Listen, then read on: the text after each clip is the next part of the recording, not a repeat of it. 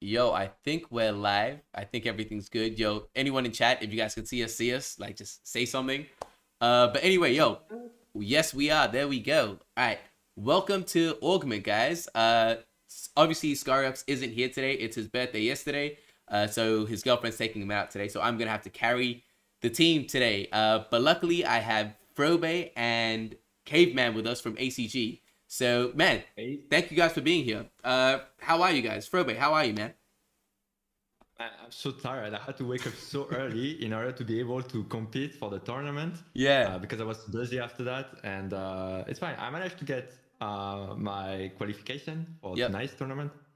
And yeah, I'm going to try to be at my best at this moment. Yeah, man, there was no way you weren't gonna qualify anyway. Don't say that like you thought you weren't gonna make it. You were definitely gonna get Honestly, the it. competition is getting bigger and bigger. And yeah, I like it. So Yeah. nothing is granted. Yeah, Always no, have no, to that is true. work in order to get it. That is true. That is true. And Caveman, you also qualified for the tournament, right? Yeah, no, same exact boat as Frobei. I woke up early. I'm tired right now. I'm actually going to take a nap before so that when I wake up at like 1 in the morning to take the competition, I'm ready to go, fresh, and hopefully we don't choke on wave 8 again. Oh man. Yo, that's what I I did. mean, And the other one, maybe, but maybe. I choked on wave 7. That was nuts. That was nuts. Uh, but yeah, all right. So anyway, let's get straight into it. So obviously, there's a lot to talk about today. But first, for those that don't know you guys, I'd love for you guys just to give a short little introduction on yourselves. And then maybe we can dive a bit deeper into your crypto story. But just actually, yeah, just tell us about yourselves, how long you've been in crypto, Illuvium, and how you found out about Illuvium. We'll start with Caveman. We'll start with you. Sure. So I'll do gaming and then I'll do crypto. So Yep. gaming, ever since I was 5, been a gamer. Actually, playing Mario Brothers. That was the first game on the Nintendo. My parents were getting divorced, and so they would Jesus. just throw me in the video game room, and I just play video games, not knowing what they're talking about and all that stuff. And that's how kind of how I fell in love with gaming. And then I got really competitive in high school, climbed up to like Diamond and StarCraft and Halo. I was really good at. Me and my friend, we almost got sponsored by Red Bull. And then League of Legends 2013. I grinded that for several years, and then TFT came out, and it was the perfect game in my opinion. At least at the start, made it to the top 0.01%. I was at like Plat 3 when Diamond hadn't even been opened yet, so I was planning on trying to push that hard, but then they never really pushed the esports side of it all, so I lost interest pretty quick. So yeah, that's gaming side, and now I'm here, trying to grind Illuvium. Um, on the crypto side, that started back in 2017. I had one of those weird roommates that's like, dude, I'm setting up a crypto miner. I'm like, what the hell is a crypto miner? And so I'm learning about that. He's teaching me all about Bitcoin and stuff, and I'm like, I don't even know what this is. But then about a year or two later, I'm like, okay, I need to start dabbling with this. So converted a small percentage of my portfolio into crypto. And then last year, I'm actually now 100% into crypto. I'm a degen trying to trade it up, but it's been a lot of fun. And now I'm heavily invested in Illuvium. Yeah. Yo, I want to ask. Sorry, Probe. I always want to ask because I find this so fascinating. So with your story and how you got into crypto, like how did that happen? Like, did you kind of just decide to go into crypto? Were you investing in other things prior, like stocks or anything like that? Because I Mm-hmm. always find it so interesting that people just go straight into crypto without any other kind of like experience in investing. Was that the case for you? Like, what happened there?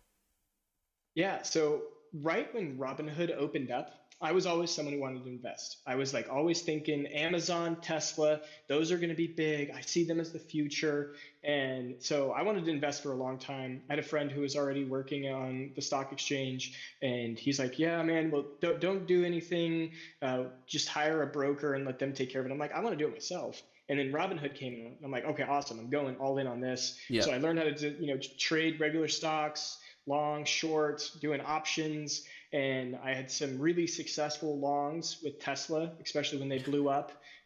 Made some really good money there. So then I was like, wow, I love this. And then I started hearing more about crypto, saw Bitcoin have its massive spikes. And I'm like, I'm young. I can risk all my money. Yep. So started diving into there because they had Bitcoin and Ethereum there. But then I start hearing about altcoins. And I'm like, all right, I want to do that. I hear about NFTs. I want to hear about that. So dove into both of those. So yeah. Right. So you did start with stocks first, because I always find it like insane that people start just with crypto. But yeah, fair. Yeah, Frobei. Sorry, man, we kept you up for a couple of minutes. It's fine. Tell us about yourself, man. As well. Yeah, what's your story? Yeah. What's your story? Well, for me, you can consider myself more like a gamer from Wave 2 rather than a Wave 3 gamer. For a long time, I was rather a casual gamer, like on Hearthstone, different types of game. Actually, I was a kind of gamer who liked to play a game for, I don't know, 2 months, and then play another game for 2 months, and so on, and never stick to one. And then after there was the Teamfight Tactics, which I really resonated with this game. Like, it was a new genre, the auto battler, a lot of strategy, but also action, and I really loved this part. So at first I was like any other game I was playing casually, but I think after 1 year, especially it was the moment when the COVID started to hit everywhere, I got more time. Yeah. I got more time, or rather I would say I was working from home, but I have 2 screens, so of course I would have a TFT stream next to it. So yeah, that's how I started to get more and more into the universe of TFT. And I don't know, after a few months I was like, fuck it, I want to be a good player of TFT. I want to be a Twitch streamer, a YouTuber, content creator. And that's how I started to actually quit my job and do this as a business, as an entrepreneurial mindset. And well, after 2 years, I managed to get 20K subscribers on my main channel. And well, now also I'm having eyes on Illuvium because it's another auto battler. Yeah. And also I would say I'm getting more and more frustrated from TFT just because the game goes into a direction where I don't necessarily like it as a player or as a competitive player, but it's fine. I mean that it's good. We can see, for instance, with the last set, a lot of players like the new changes. I didn't personally, but it's just my thing. So yeah, and that's how I get my eyes more and more on Illuvium. And well, now here I am trying to make content as well on Illuvium. Yeah, man, I'm living the dream. Living the dream. Yeah, 100%, 100%. Exactly. This is, and honestly, I'm so grateful for like this whole thing, because I've told my wife this, I've told like so many people this, and I'm like, man, I speak to you guys more than I speak to like my homies back in Australia, or like we actually get on video calls and talk. It's so interesting, like the whole Ready Player One thing. And even we were saying with I was talking to Frobei, I was talking to Vulcan about it, and it's like, it's nuts that even with you guys, I have no idea what your real names are. I know you as Caveman and Frobei, and it's just wild that we live in this world now. So it's wild. It's definitely a cool place. But I want to ask, before we start getting to some of the other topics, I'm actually really curious. How did you guys find Illuvium specifically? Like, being in crypto is, I get that, like Bitcoin, Ethereum, I get that. But how did you guys find, one, NFT gaming, and then Illuvium? I mean, I'd assume if you find NFT gaming, Illuvium is the most anticipated game, so it's pretty easy to find. Like, how did that go for you guys? Like, how did you guys find NFT gaming and Illuvium? Caveman, do you want to go again? Sure, yeah. So I followed a channel. I still follow a channel. It's Altcoin Buzz. It's another YouTube channel. They talk about all kinds of different altcoins. So I was following them pretty heavily, and they mentioned Axie Infinity a while back, saying that it was going to be a big game, and it did. It turned out really, really nice. I had some money invested in there, had my own Axies. I even had my own Scholar at one point, and was growing that side of things. But then I just saw the gameplay, and I was like, this is trash. Like, this is actually a bad game, and it's boring. And I started hearing about like really bad inequality of how they're treating their scholars, and I'm like, this is not sustainable. This is going to crash. So I actually pulled out of everything there, and I was like, well, what are some new and upcoming crypto games that are coming out? And I saw Star Atlas and I saw Illuvium. And at first, I actually didn't consider Illuvium to be a good one, just because I was looking and I was like, no, Star Atlas looks so much cooler. It's space, and I'm an aerospace engineer, so I'm 100% going in there. But then I saw their first gameplay trailer, and I was like, okay, it's an auto battler. I'm in 100%, and so that's how I really got into Illuvium. Right. Okay. Fair. And Frobei, how did you find, like, because it doesn't even seem like you were big on crypto. It seems like you were definitely, like you say, a Web2 gamer. Yeah. So how did that happen? I mean, I never touched crypto It's not even a year I'm into this space actually. Now I Yeah. think about it.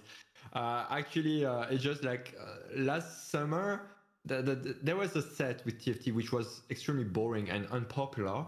And so it was kind of difficult to actually play the game and enjoy it or making content. And I was actually scouting a bit different things like MMORPGs, whatever.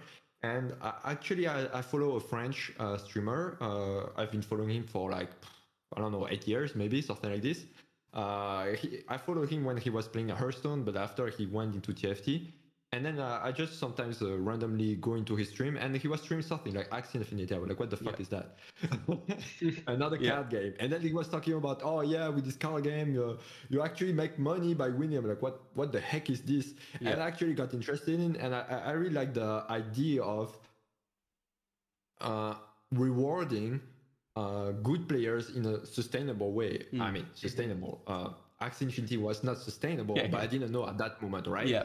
So I got in there. I tried Axie Infinity for 2 weeks, but I didn't really enjoy this game. It's not the type of game I'm really into it, so I went off, and I'm happy.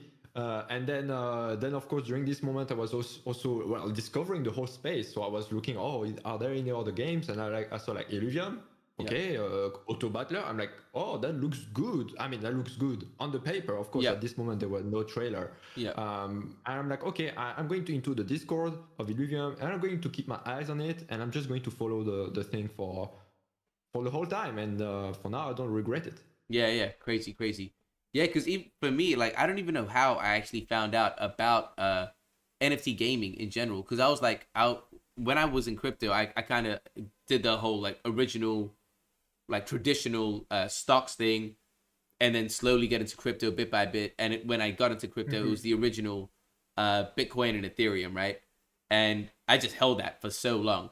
And I'm grateful I did because it kind of like it helped me understand volatility like and what to expect in the space, because if I just went straight into altcoins, I don't know how I would have acted like reacted with that.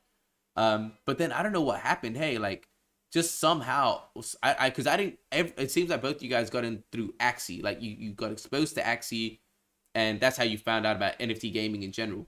For me it wasn't like that. I only found out about Axie, I'm quite sure, like after I found out about Illuvium. And it was like I don't know how I just got like suggested a video on YouTube, something about play to earn or some, I don't even remember what it was. It was like top play to earn, top NFT games or something like that. And Illuvium, the trailer was the only thing that I was like, this looks cool. Like everything else, like there was what is it Big Time? Big Time looked cool. Ember Sword looked cool, but they're just like on a different level, right? So and that's how I found out about Illuvium. But yeah, it was so weird because I didn't have that like Axie intro that it seems everyone else had. But yeah.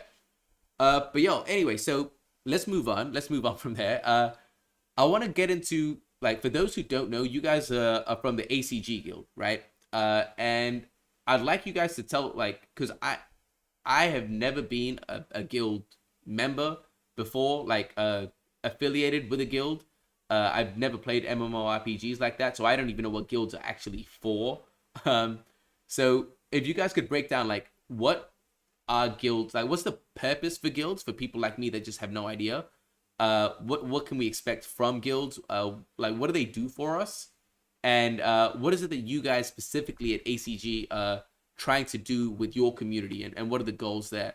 I think Caveman, you're probably better prepared to take this one. I don't know if I'm making a bad assumption there, but No, you're good. yeah.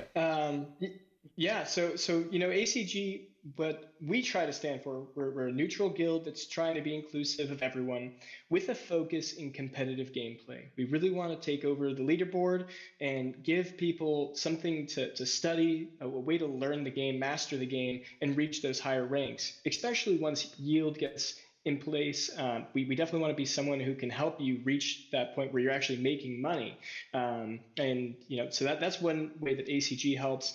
The other way is helping people make the transition from Web 2 to Web 3. Obviously, there's a lot of crypto stuff. You're like, how do I set up a wallet? So we as a guild are able to help them make that transition, learn all the basics so that they can get set up, get into Illuvium, learn how to stake if they want to also get in part of the governance side of things. So those are the two big things. But guilds as a general, I think that there's a couple different purposes. One is crypto, one is competitive gameplay, and another one is just social interaction. That's Yeah. probably the biggest one. And if you go back to any other MMORPG or city builder, that's actually where I started. My first guild was in a city builder. It's teamwork. It's having someone to play with, because gaming isn't always fun by yourself, and Yeah. it's always a lot more fun, in my opinion, when you have a good friend that you can talk shit to, and just have a lot of fun with. So that's my general idea of how guilds should be run. Yeah. Frobei, if you have any other thoughts on that. Yeah, I mean, also it depends. I think there are different types. It's all about the strategy of the guild. I know for sure, like you explained very well, ACG is all about the game, how to be good at the game, how to help people, beginners, and just. I guess when the game will start and we all have to catch our first Illuvials, we will have a lot of people who will be lost, maybe me, even me, I don't know, but we'll be there to try to help each other, trying Yeah. to find tips, strategies, what's good to capture, what's not good, where we should focus. And then after, when we try to do some PvP stuff, we can also share some good strategies among each other. And this is the core strategy of ACG. I know that not all the guilds in general are the same, like all of them have their own perks, Yeah. pros and cons, of course. And it's all about finding what you want to do in Illuvium and then trying to find a guild that suits the needs. Yeah. Yeah. Yeah, Because and like I'll go for it. Groovy Daddy also mentioned scholarships. That's another thing, especially more recently with crypto guilds, because some people can't afford to play these Yeah. games, especially like Axie Infinity. Back when I got in first, you needed like 2K to get started, and Yeah. that's just not possible for a lot of people, especially kids that or younger people that want to get into it, or third world citizens. Some of them can really struggle to get the funds for that. So that's one way guilds can help. That might be a possibility with Illuvium. I know we're dabbling in that and trying to figure out if we're going to dive into that hard, but that's definitely another way that guilds help. Thanks for pointing out, Groovy. Yeah, because I know I was gonna say about the scholarships. I know Polemos is that's something that they're really focusing on, the whole scholarships and lending system. I know they're trying to do that. And so you're saying that ACG is thinking about something. Nothing's obviously set in stone yet. Is that a direction you guys want to go in, or do you guys want to focus specifically and really target the competitive scene, or do you want to try and spread your reach out a little bit? I don't know if that's the right way of saying it, but the cool thing is we have a partnership with illuvialmaster.com now. yeah, And we can use that website as a hub for everything that we're trying to do: pro guides, coaching, an academy, and then also scholarships on top of that. So having those scholarships, is just another revenue stream for us, and being able to give back to our community. We're thinking of ways that if we drop a token, maybe we could have part of those proceeds go to scholars in that capacity. Even though I know scholars is not a great term for that anymore, but yeah. Yeah, fair. And with the like the last thing I kind of I want to focus on in the whole like guild thing, and especially actually there's two things, but with you guys in general and focusing on competitive sides and yeah, focusing on the competitive side, what do you guys like? What are you guys doing already to cultivate that, and what future plans do you have to continue to cultivate that and develop that? Are there specific ideas that you guys already have that you want to implement in the future, or that you're already implementing now? Like, how are you cultivating that competitive environment in ACG? Yeah. Frobei, Either of you can start take that. off. Sorry, I should be I throwing can- the questions to you guys. You guys can just It's fine, take it. fine. Well, for now, actually, more and more people from the guild are having access to the game. So it's great news, because that allows like just us to be able to talk about strategies, the game, like just we are talking right now, Yeah. nothing more than that, just sharing our thoughts. This already is like a culture, a mindset of trying to learn the game, get better at the game, and trying to crack it somehow. And I think this is first of all the main condition in order to have this culture around trying the game. Also, I know that personally, for instance, as a content creator, my aim is also to make a channel where I can share all the things I'm learning about the game and try to share as many as possible. And I think also this is part of the culture of the guild is like sharing the information. It's not like, oh, we keep it for ourselves so we can have a competitive advantage. There's no point. We just try to get as many people as possible on board and just try to enjoy the game and potentially, we don't know, earn from that, make a living from that later. Yeah. And also, this is something that I've experienced in competitive Smash Bros. Is if you try and keep everything to yourself, you kind of stagnate. If other people don't find out how to actually beat you or anything, you kind of stagnate. But if you're opening it up and letting everyone kind of figure it out, and you're telling people how to counter you, they get better, which means you have to get better to constantly grow. So I think that openness and transparency is really, like, I get why people wouldn't want to do that for the competitive advantage, but actually long term, I think it is better for that transparency to put it out there, and it makes everyone get better, and it makes the meta just more exciting in general, and it makes it more skilled. Yeah. Also, I'm sorry, go for it. If you don't mind me, too. Yeah. Touching on it more specifically, like our guild name is actually Agora Capital Gaming, and Agora is a Greek term for like an open place where you can build community and whatnot. And our whole philosophy from the beginning has been, hey, if we can gather dedicated, motivated people who are learning this content, put them together in the same place and help each other grow, all of us will reach the highest potential we can. And that's the whole point of I think guilds in a way also. Yeah. No, that's a philosophy that I definitely I can get behind that. Like that, it makes a lot of sense to me from my experience alone. And actually, what I was going to say is I can't believe I forgot this. Yeah, obviously, both of you guys are content creators. I've got both of your links in the description below. So anyone watching this video, follow these guys. I can't believe I forgot that. But it is, yeah, my bad. And also, while we are on that, if for those that don't want to watch the entire video, we've got a new channel, Augment Clips, where we clip out certain topics. Like I'll clip out this guild conversation, the next conversation that we're going to have about the IIP. So if you just want to watch the clips, subscribe to that as well. All of the links are down below. But yeah, guys, the big topic for today, the IIP that you guys have been working on. I know you guys have been working on this for a long time. I've had a chat with Zeptile about it. He's kind of explained it to me, and I think it's amazing. I'm not the most technical person, so it took like an hour for me to understand exactly what was going on. I'm hoping you guys are able to explain it in a simpler way to digest for everyone, because I think if you guys can do that, it is a great idea, and I really hope we get some traction behind it. So I don't know who wants to take the lead on this one. I think Caveman, is it going to be you or?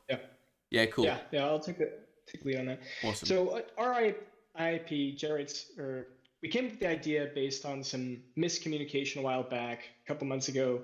There was miscommunication. There wouldn't be any in-game yield for ranked players. If you were just someone who wanted to spend 8 hours a day grinding the leaderboard, you wouldn't be able to actually earn anything. And so then there's a big draw for crypto gaming of that play and earned aspect.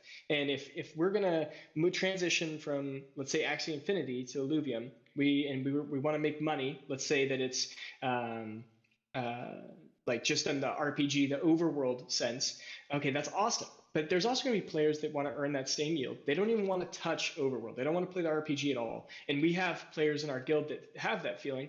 And some of them were actually, once this miscommunication happened, they wanted to stop following the project altogether. They were like, oh, I thought we would be able to get in-game yield from playing the auto battler. I'm not interested. And I'm like, hey, I really think this is a miscommunication, but how about we write an IIP and try and force this, or at least suggest it to the founders, so that there is going to be in-game yield guaranteed. And so we started writing this up, and then I think Kieran or Aaron, one of them, dropped information. Yes, there will be in-game yield, 100%. And so that made a lot of our fears go away. But we'd already spent a lot of time kind of developing this cool idea. And so our idea is, and we're not necessarily calling it an IIP anymore. It's more just a suggestion, an idea for the development team to look at. Maybe they already have something amazing planned. And after our interview with Aaron last week, I have full trust in their team. I mean, the game's amazing. They have great minds working on the project. Aaron is awesome, so cool to talk to, and his mind is just really strong. So the idea is that there would be the Ascendant Arena, which is the ranked arena. Well, there'd also be basically a another mode within that arena where you could pay a little entry fee, and there'd be a clash mode. And in this, you'd go through a series of 6 rounds, where you try and win 6 in a row. If you do, basically, if you win more than 3 of those 6 rounds, you'd actually get some in-game yield. If you win 3 games, you'd actually break even, and if you won all 6 rounds, you pretty much double your money, a little bit more. And then a small percentage of that would then go to the DAO, just to keep the game running, have them keep doing updates, keeping it lively, and then give back to the stakers and landholders. And then also 5% would go to the actual ranked arena, the free-to-play ranked arena, because there's people that are just going to want to grind that leaderboard, and I think that they should be rewarded in some capacity as well, because those competitive players are the ones who are going to put the most time in the game, in my opinion. So that is the overview of the IIP that we described. Right. So, Matt, let's break it down a little bit, right? So, the first question that the first thing that I noticed when Zeptal told me about it was, so the rewards that you're speaking of don't actually come, you're not taking anything from what is already existing. Everything is left alone, and all of the rewards that you're talking about for this new clash mode, is that what we're going to call it? Let's call it clash mode for now. So for this clash mode, the rewards for the clash mode, all of the rewards are going to come from the entrance fee for the clash mode. So nothing is being taken away from what is already existing. It's all new income and new revenue being generated. Is that correct? So exactly. Yep. If I can get, I don't know, have you played Hearthstone? I haven't. I haven't at all. Okay. So I'm going to describe it. please Basically, do. it's a card game. Yeah. It's a card game where you just play ranked, and but you had another mode which is called Arena, and actually we got this idea from that. Yeah. In order to enter the arena, you're using the gold. You pay the gold, or you can pay with real money as well. You could on Hearthstone, and for that you have a random deck. But here it will be different. You had a random deck anyway, and you have to compete against other players who also paid for the arena. And you will always match someone who has the same score as you. Yeah. So you play once, you lost it, so you're going to play against someone else who lost his first fight as well. Yeah. So always the same level. And then you have maximum 3 lives. It's like at the 3rd loss, you're out of the arena. Yeah. And depending on how many victories you had until you got your third loss, you get more and more rewards. Yeah. But because it's Hearthstone and the resources are not NFTs or tokens, like it can be inflationary, there's no problem. But here, of course, we can't do that. And we can't pick from the DAO as well. Otherwise, we don't have self-sustainable system. So here, actually, the rewards will come from every player's entry fees and nothing more, nothing less. And based on your performance against other real players who got the same amount of victories as you, so it's always going to be fair. Then you are going to have more or less rewards, or maybe nothing.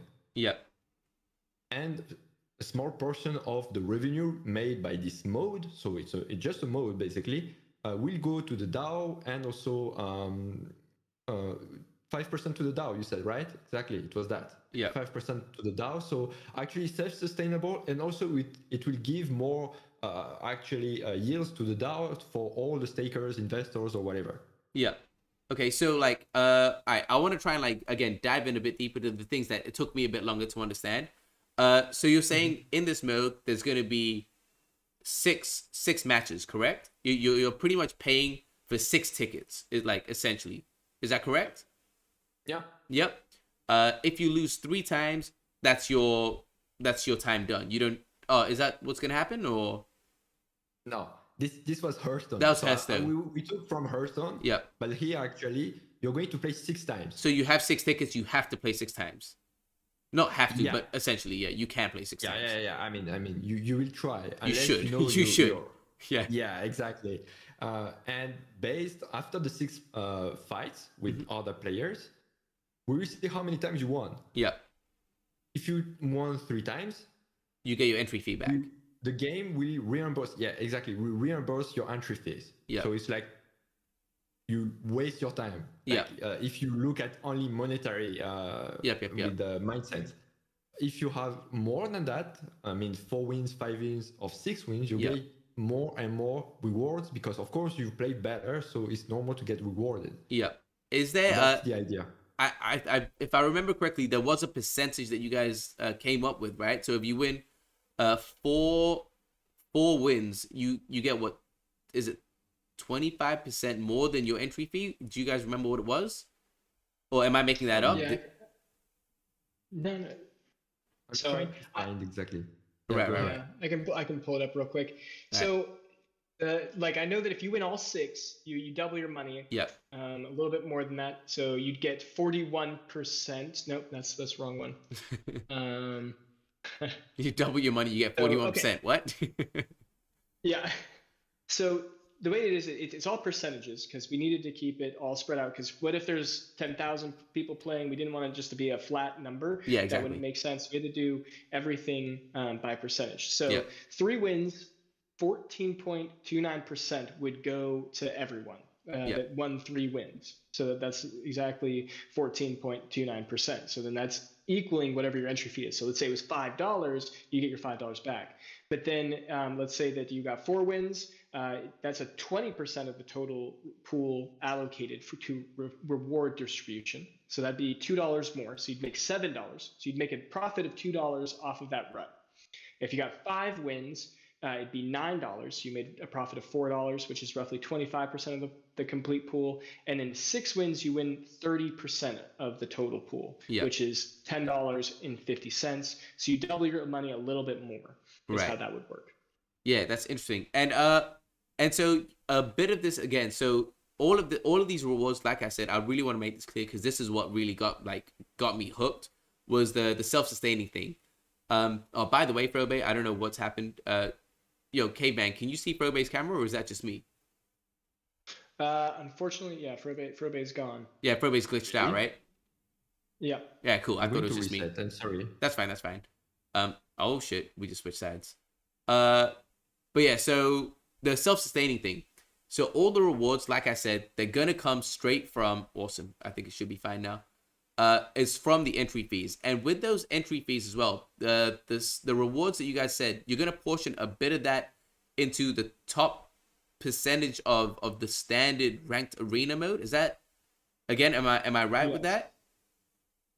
Yeah. So 5% would then be set aside for that on a weekly, monthly basis, so that if you were at the top of the leaderboard for the week, you would get some yield on just grinding that for a long time. And that's a very small number of people by percentage. So and it's also not necessarily going to be a lot of money either, because it really depends on how many people are playing the clash mode. It transfers to the ranked mode. So it really depends on how that works. But I think it's a great way. It's self-sustaining. And then if Illuvium wanted to, throw a little bit of the extra yield that the million tokens they have set aside, that would just be a nice supplement to really boost up the ranked mode, that free to play. But obviously any free to play is inflationary. So that's why the money has to come from somewhere. And that's why I wanted to develop some system where it would come from. Yeah, because that was the thing that blew me away with this. The fact that you guys thought of this whole thing, you did all the math for it, and it all works out. And you're not taking anything away from what's existing. You're not only putting stuff in, but you're giving it to the already existing systems as well. So you build your own self-sustaining system plus additional to the existing systems. And that's why for me, I was like, man, am I just not technically aware of like a mistake or something, or is it really that well thought out? And yeah, from what I've seen, it seems well thought out. Yeah, Frobei? It's just that when like Caveman described, the initial point of this idea is like we knew that there was a problem, which were ranked arena players would not get as rewarded as the other most. At least that was the misunderstanding we had at that time until it was cleared. But when we had this misunderstanding, we wanted to make sure that we gave around the same earning potential to these players as if it was a player from Overworld or Leviathan. But we didn't want to create problems with the solution, right? Yeah. So we were like, okay, let's try to find a way that solve this problem and doesn't create any other problems, like not sustainable, inflationary, or unfair, or whatever. And that's how we manage little by little to get into this solution, which still has some, of course, some cons, but we worked a lot to make sure that the pros could outweigh the cons. Yeah. And it seems like, because you guys you guys have been working on this for a while, and you guys have just like, it was today the first time that you guys put it out in the Game Ideas channel in Discord? Yeah. So we were stuck for a while of just like wanting to, how should we present it? Should it be like an official IIP, which then we'd have to change the formatting because there's a very specific formatting. But I didn't think that told the story very well of what our idea was. So that's why I kind of changed the formatting a little bit to what it is currently, and that's what I dropped. And obviously, I believe Zeptile, had a little 30-second, chat with one of the AMAs, a little pitch, and it wasn't, super thoughtful, like pitch, and so wasn't sure how the community would react to that overall. I don't know what I'm saying, but that's why I was really excited for this, because again, like after talking to Zeptile for like, man, I think we were talking for like an hour and a half, 2 hours or something like that. And once I actually got it, I was like, all right, this is honestly amazing. It just needs to be presented. If it can be presented concisely and digestibly, like for just everyone, it seems like a no-brainer to me. That's why I really wanted to get you guys on and do this, and I really hope that in the future, like, because again, you guys dropped it in the Game Ideas. I think you guys are all, I said we, but you guys are already getting positive feedback from it, so it's looking promising, and I want to keep putting some light on it. But yeah, I really hope that you guys can. No, it's honestly, it's fine, guys. I really hope that you guys can, on your end as well, like do some videos explaining it, like breaking things down and really kind of giving it that push that it needs. Because if this does go through, I think there's going to be a lot of benefits for, like you say, for everyday gamers that want to just have another bit of extra like fun in another mode. It's self-sustaining. It gives back to the DAO as well. Like, it's just, like you say, I think there are way too many pros compared to cons.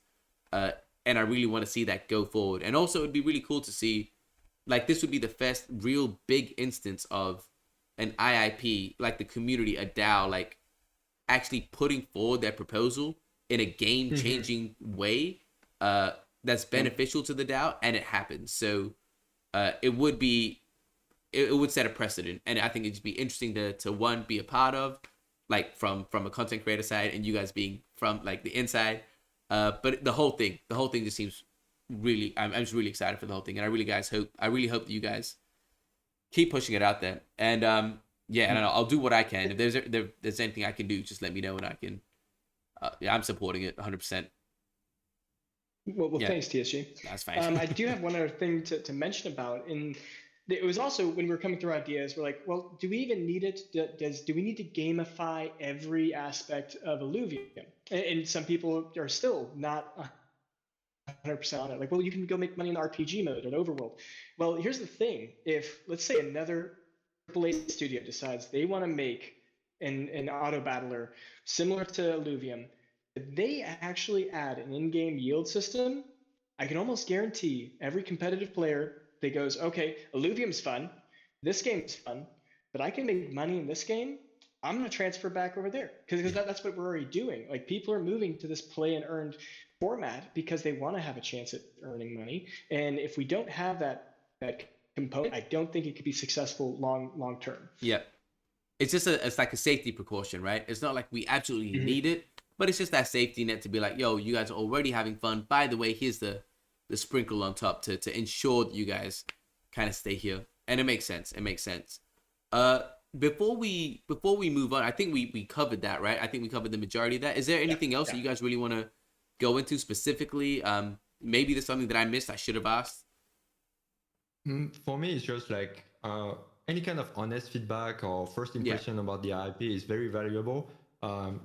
Because yes, we spend a lot of time about it, but also in ACG we are a lot of gamers, and of course, as people, we like to always find other point of views, like, because this is how we can debate on things and make it even better. or any kind of feedback is very appreciated. Just ideas or even other ideas of how to improve it, any kind is appreciated. So yeah. Yeah, no, I highly recommend everyone that is watching or watches this in the future to check it out and give some proper feedback. Because like I said, I think it's going to be the first of its kind in the whole like IIP from a community side. So I think everyone go do your thing. Go use your voices the way everyone likes to. All right, so let's move on. So let's talk about some of the other big topics that are going on in Illuvium right now. Obviously, one of them, I know Frobei's not the biggest fan of this one, but the land sale. Like, what are you guys thinking? We finally got a date for it. What are your plans for it? Are you guys looking to getting involved? Sorry, yeah, Frobei. Yeah, I just want to say something because I can't let it pass. It's not that I'm not a fan. Not a fan. Yeah, it's not. Yeah. Sorry, I'm just taking the piss. I'm just joking. Yeah. Like, what are your plans? What are your plans for it? Yeah, Frobei, I'll let you go first because I know it's probably going to be a shorter answer. Okay, sure. About land, let's say it's just all about strategy, right? Financial strategy. Like it all depends on what you want to do with Illuvium. What are your goals? Yeah. Where do you enjoy the most? What do you think you will enjoy the most, and so on. So obviously for me, I will enjoy the most on the auto battler. And I'm also a content creator, so I'll probably try to capture a lot of videos and try some kind of weird decks, weird comps, like things, and try it and just show it to everyone. And for this specific reason, I'm going to actually keep most of my small liquidity, I would say, for the main game, rather than actually investing on tokens, on lands, and so on. But that's just part of my strategy, and of course I can totally understand that not everyone is sharing it. So that's my strategy for land. Yeah, because you're obviously taking the route, and again I understand having your like pro TFT background, like you're obviously taking the approach of focus on the actual auto battler gameplay, right? Like that's what you want to focus on. Yeah, exactly. And again, it makes sense because you're already at that top tier, so it makes sense to focus on your strengths then. Just do a bit of everything. Worry, if I were a billionaire, for instance, I would buy a lot of lands, especially in the tier 5. I would just make my own arenas and I would make my own esport events. But of course, I can't do that, so I have to be just a content creator. Yeah. And what about you? What about you, Caveman? Are you playing along the same thing? Are you trying to just focus on the auto battler side? Because you're a content creator as well. Are you looking to get into the land for content, just for investments? Where's your mind at? So I love land city builders too. Like I said earlier in this chat, I actually, that was my first guild. I had like 30 of my high school friends. We were working together on this city builder, but the unfortunate thing was pay to play for those ones, and we just got wrecked by like armies that would come and be like 10 times our size, and we get wiped off the server. It was stupid. So this is the first time where I have money a little bit to actually play these. There's not any of that war concept, so it's just you can build up the land, try and find the most efficient thing. I think that's going to be really fun. I'm super excited on the gameplay aspect and the revenue I think I'll be able to generate from it. I've got about like 30 SLV set up for that, so hopefully at least the tier 2, maybe a little bit more. We'll see what we can do with that, and if I have left over, it's just for gameplay for the overworld. So I think it's a win-win-win all the way. Yeah, have you so I want to spend a bit more time on this because obviously we've just got the news, and obviously I'm looking to get into land as well, but not crazy. I don't think it's crazy amounts. Unlike Frobei, I'm not a top tier TFT player, so my auto battler gameplay content is not where it's gonna be. So I'm just trying to just do a bit of everything, just have a bit of fun. And I didn't even want to get land, to be honest. If I'm being honest, I didn't want to get land. And then I started getting into the whole content thing, and I realized one, I should get into it just so I can show people how to buy land, how much should we pay for land, all of those things, and just different ideas for land. So that's how I kind of decided, let me get into it. And also and then I started learning about the whole concept of skins. And that's where I was like, all right, because I had a couple of comments on my last video asking me like, what do I think the ROI on land is? And I was like, honestly, I have no idea. I was like, I honestly have no idea what the ROI is. I'm doing it because it's for content. And I think in the long term, the land's going to kind of the skins is going to be where it's at. So that's my thing. So with you, Caveman, what are you looking forward to like the most out of land? Is it going to be the skins? Is it going to be the fuel? And also, what kind of tiers are you specifically looking at in the land sale? And have you started to figure out some price ranges for that you're willing to pay, and that you, because obviously it's a Dutch auction, we're not going to be paying 100%. We've heard like 50%. Scarex is saying 30%. I've heard people say 20%. The starting price, that's where they're looking. Where's your mind at? Yeah. So I've been in a lot of Dutch auctions. I've been doing NFT trading since I think February last year, so a little over a year now. And the thing with Dutch auctions, which didn't even start until the fall, or like November, August timeframe, somewhere over there, they are incredibly good for spreading it out. But if you have a very hyped up project, a lot of times that Dutch auction starts off really high and it can end short. We're really relatively short, like 50%, I would say.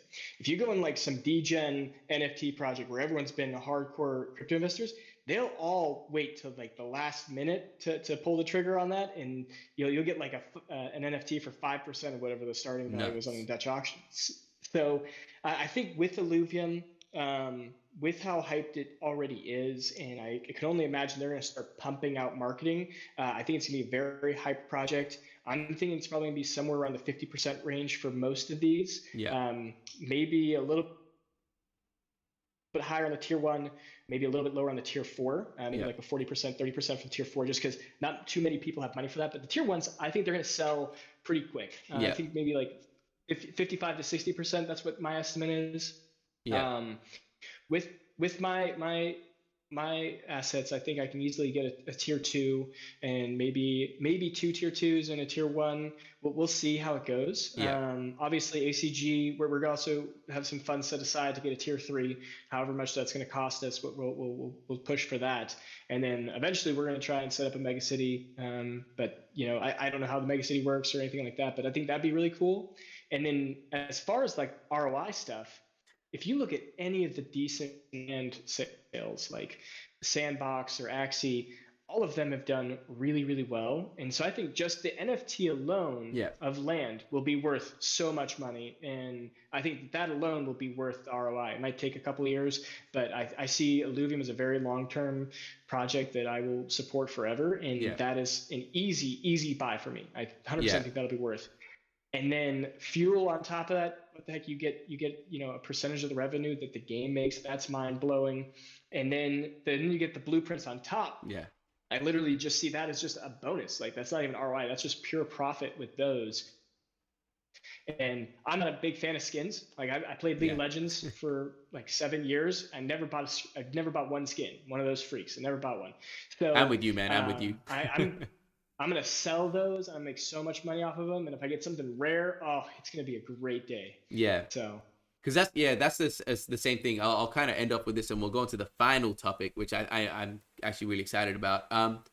Because my mind's the same thing, where it's like, I don't know what the numbers are for the ROI, like specific numbers, but it's more the concept of, all right, I believe in Kieran and the team, the brothers. I believe in Illuvium as a whole. Do I think that Illuvium is going to make more games in the future, which is all going to go back to this land? Yes. So as long as I believe that, I think if my time frame is 5-10 years, the ROI is going to be net positive. So what that number is, I don't know. It might not be the most efficient or effective thing in the world, but it is, in my opinion, it is going to be net positive, and that's the bet that I'm willing to take. All right, so. All right, I'm gonna say something like, you guys, I hate you because you're giving me some FOMO vibes. Oh, we did it, man. We can end the streak now. Like, are you actually like, again, if I was, I would say it's not financial, not financial advice. All of this, obviously. Of course. Yeah. I mean, what 1 ETH? I think with like 1.2 ETH, you should be fine. What is Ethereum right now? It's pretty low, 26. I mean, it's a pretty good price point right now, I think, to get in on this land. Even if it's tier 1, even just getting a tier 1 is just like, all right, at least you're a part of it, right? Like, Yeah, that's the way I think about it. Like, Yeah, you don't need to go big. yeah, of course, it all depends on the budget you guys have, of Yeah. course. And but the smaller the budget, the more choices we have to make. Yeah, yeah, That's yeah. what I mean. Yeah, of course, of course. All right, yeah, cool. So let's transition into the last topic. We're almost at an hour as well, so it's kind of perfect. I know Frobei's gonna get a lot more excited about this topic. I want to know your thoughts on the beta, because we've all been playing the beta, and I want you guys to kind of just break down, because you guys are much better than me. Some of the, again, I know it's not going to be like what we say now is not going to be the end result, but what are the metas that you're already seeing being developed? What are some tier, like not tier lists, but what are the high top tier alluvials you're already seeing? Again, all of this is going to change, but we're just making conversation, guys. We're just trying to talk about the beta. So, so you see the Roman Empire, the famous turtle formation from the soldier. This is the meta right now. Okay. You just pack your team, put a bunch of shield, put a bunch of heal, and you hope that it holds, and that's how you win. Yeah. As simple as that. But it will change. It will change soon. Yeah. Yeah. So yeah, my first impression about the beta is just like I mean, it's amazing. Like this is private beta. Of course, there are a lot of bugs. Not everything is available, but I already feel like there's so much already for private beta, and it's in terms of quality. If you play in Epic, meaning the best graphics possible, you can zoom in, watch the fights closely. It's very amazing. Like I come from TFT, and we can't do that on TFT, for instance. It just changes completely the way we see the battles. And then also we can feel like with just a small amount of illusions available, we can see already how far this goes in terms of strategy. Strategy thinking. Like we have to really learn the game and go through it, even though it's not complicated to play it, but to be good at it, it takes crazy. A lot of time and effort. And also another thing is like I know a lot of new features are coming in, and I'm really looking forward to them. Things like we will have, for instance, we won't die if we lose the first battle. We just lose health, and to manage that, and something like a tower defense, if you lose all your health, you lose the game. So it means that you can lose a few fights. It's fine, and other stuff like that to add more strategy, more synergies. All of that. I'm really looking forward to this because it will add a lot of skill expression, and I think for the next tournaments, for instance, it will be super fun. Yeah. 100%. Yeah, what are your thoughts, Caveman?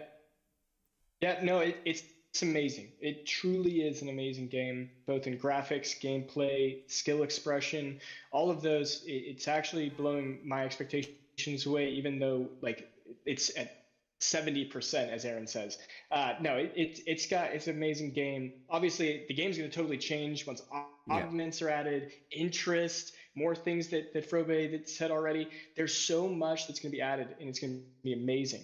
As far as like meta and stuff right now, I think Frobei mentioned the empath build right there, right? That's a very it's a little broken. If you ask Zeptile, he rage quits every time he hears anything about the air staff. Yeah.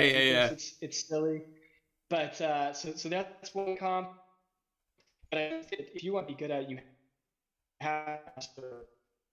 That's the big thing. That's how you can really take over, and it's very difficult. So difficult. Like literally hex differences make the difference, and that's amazing. Especially when you have a minute to place everything. I think it's going to make the competitive gameplay exciting. People are going to watch these streams, and they're going to be like, whoa, he's messed up. And then he's going to lose. It's going to be awesome to watch that. There's going to be people breaking keyboards, screaming at their monitor for mess ups. I think it's going to be a really, really fun game. But yeah, that's my thoughts on it so far. Yeah. It's, man, one of my favorite things is watching people play. And even if if we're streaming on Discord, and all we can hear is, we're not watching the stream, all we can hear is fuck. Like, we all know that feeling. Like, it's my favorite thing, the fact that we all know that feeling of like, oh my god.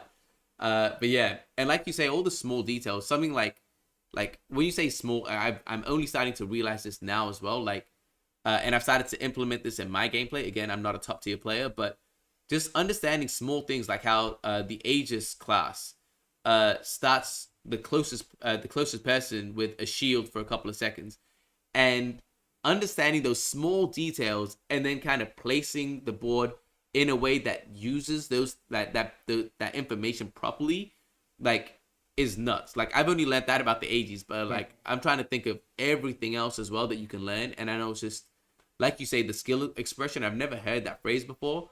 But yeah, there's a huge potential for skill expression in this game, and I can see it already, and I'm super excited.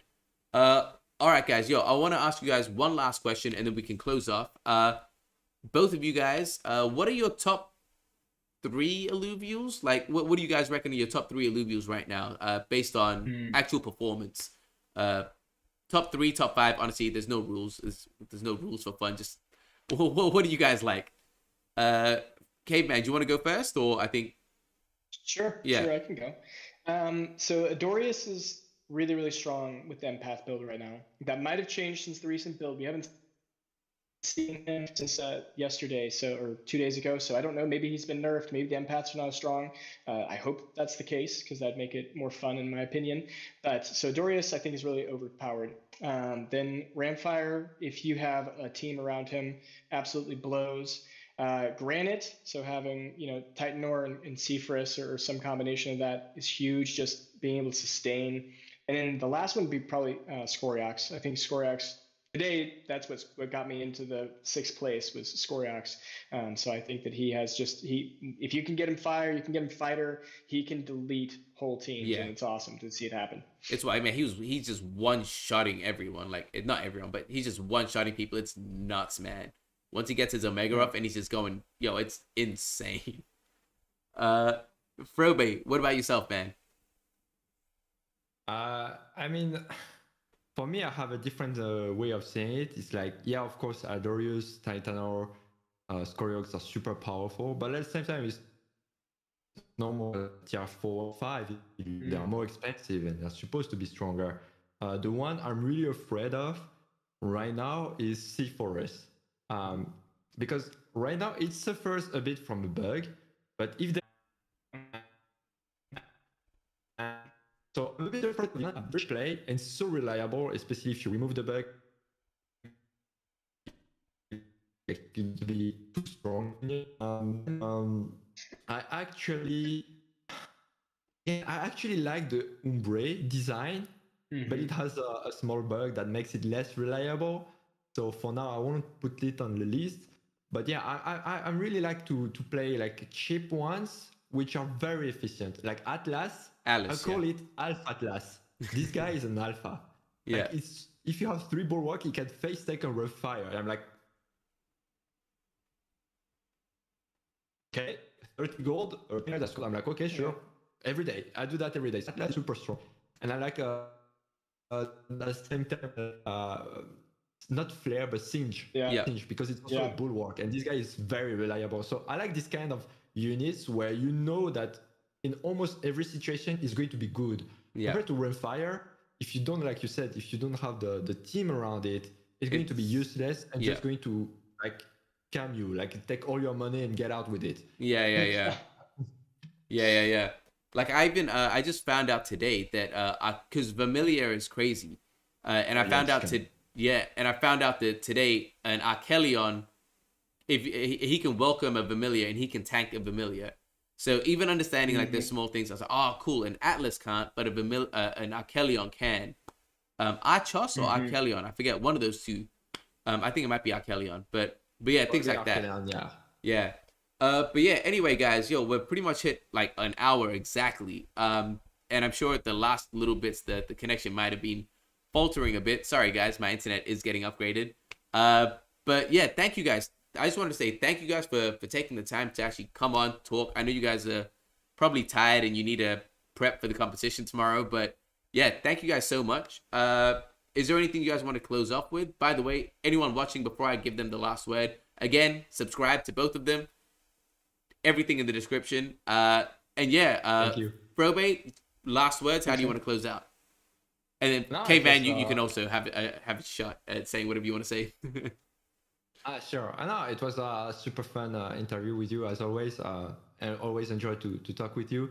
Yeah, like I said earlier, if there are any questions, feedback about the IIP, in ACG, we are going to be reachable for that, of course, or just contribute in the Illuvium Discord in the game ideas channel, where the IIP is, and just talk about it. I think it's going to be great already. Awesome. Caveman? Yeah. Yeah, I was just gonna say, definitely follow us at what is it, 5 hours, 7 hours from now. We got the tournament. Yeah. We'd love to see you guys on the stream, watching us, supporting us. You know, it'll help us if you want to support ACG. We've got 6 out of the 16, so we've got a huge chance of taking this victory. Love any support that you guys could provide us, and yeah. Awesome. Yeah, again, everyone, thank you guys so much for watching. For anyone that watched the entire way through. Otherwise, thank you for watching the replay on YouTube. Again, subscribe to Frobei, subscribe to Caveman, and also subscribe to Augment Clips. Anyway, thank you guys. Yeah, and TSG. Yeah, I mean, you're already on this channel, guys. Subscribe. No, but honestly, yeah, thank you guys again. And yeah, man, I'll chat to you guys soon. And yeah, peace out, everyone. Bye. Bye. See ya.